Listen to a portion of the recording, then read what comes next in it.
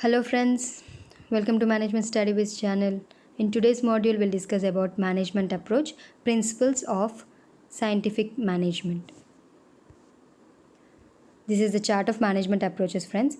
Management approaches are divided into three different categories. Those are classical approaches, neoclassical approaches and modern approaches.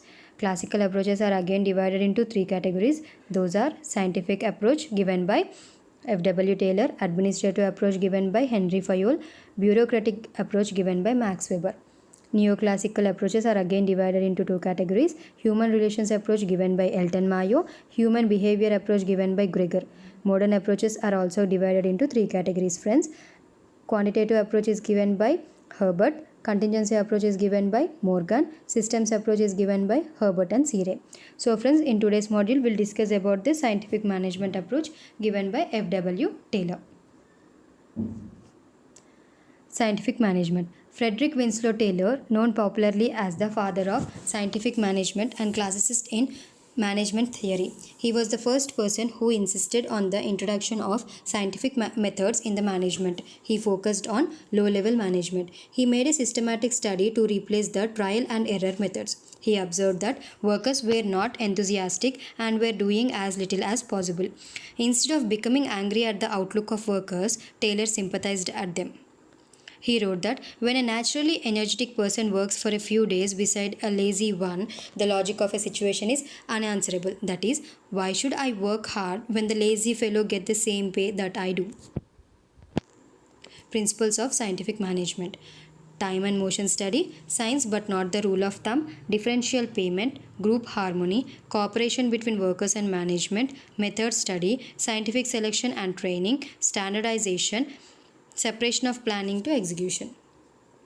Time and motion study.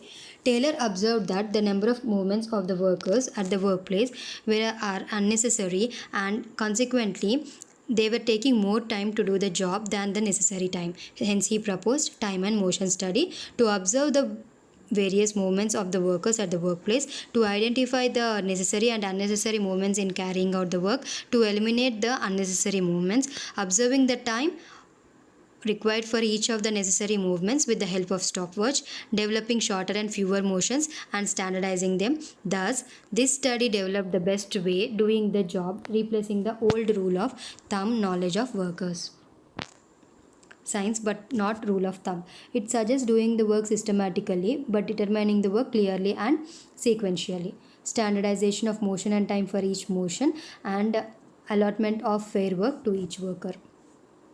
Differential payment. F.W. Taylor suggested a differential piece rate system. He fixed the standard level of production. The employees who produce less than the standard production receives less wage compared to the employees who produce more than the standard production. Differential piece rates are introduced in order to motivate the employees to produce more than the standard level and enhance the productivity. Group harmony. F.W. Taylor emphasized upon group harmony, which can be achieved through satisfying the needs of the group members, like eliminating the dissatisfaction and frustrations of the group members and maintaining the sound interpersonal relations. Cooperation between workers and management. It can be achieved when management understands the workers' need and takes the steps to satisfy them. It can be developed through mutual understanding and changing thinking. Method study. He believed the systematic movement of materials and ensuring fast movement of materials in the factory, avoidance of unnecessary transportation of materials from one stage to other stage of production, which helps in reduction of the distance.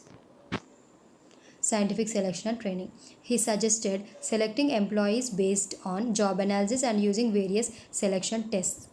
He suggested providing training and development facilities to all the employees. So this process helps the organization to exploit the employees' potential for its success. Standardization. He advocated the importance of standardization of tools, instruments, working hours, working conditions, quality of work, cost of production, etc. Separation of planning from execution.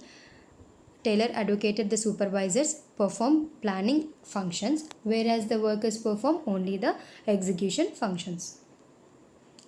Conclusion friends, by this we understand that F.W. Taylor focused on low-level management to place of the rule of the thumb by science, achieving harmony in group rather than individual discard, attaining maximum output in place of restricted output, scientific selection, training, and placement of the workers. Limitations. His principles were mostly confined to workers, production, and management, and ignored other functional areas like finance, marketing, and accounting. His functional foremanship violates the principle of unity of command. Trade union is criticized Taylor's principle as the means to exploit the workers due to the reasons that wages of the workers were not increased in direct proportion but only to increase the productivity. The consideration of the word scientific before the management was criticized since what actually is meant by the scientific management is nothing but it's an approach to the management. So friends, hope you all like the video. Please like and subscribe the channel for the latest updates. Thank you.